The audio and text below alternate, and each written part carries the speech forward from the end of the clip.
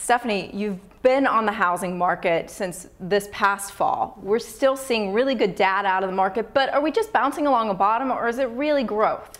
Well, I think we are bouncing along the bottom, but you know, the data points have been encouraging. And the stocks were very cheap last fall, which is when we started buying. But I still think that the valuations, certainly in some of the names we've been buying, remain compelling. Particularly when you look at kind of the entire data series. It's new sales, new housing sales, existing, pending home sales. You look at affordability. You look at low mortgage rates. Look at better job growth. I mean, there's all these things that are kind of now starting to the puzzle is starting to get solved, if you will. So I think that coupled with the cheap valuations, there's still buys. The one thing you didn't mention is inventory. It's kind of the one glut in the industry and holding it back.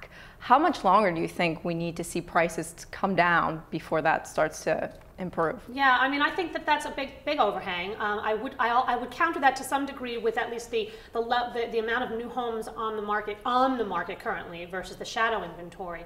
On the market, actually, inventories are actually at new lows or 2008 lows, but there's no question that the shadow inventory is the issue. So I think, again, to your point of bouncing along the bottom, not everything is perfect. If everything was perfect, these stocks would be priced to perfection. So, and then we wouldn't be buying them, right? So that's something that we'll kind of keep an eye on. Which stocks are you buying right now?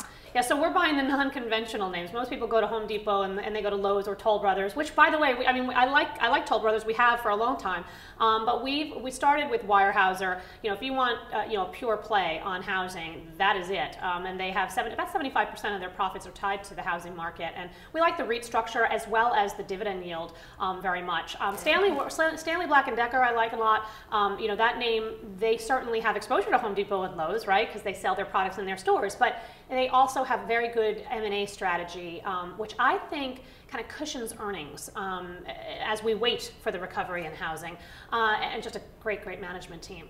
And then, DuPont is one that they're kind of like in a lot of different businesses, right? We like the ag, we like nutrition, but they also do a lot of their products go into housing and construction related products. So, that too is nice, and we like the dividend yield.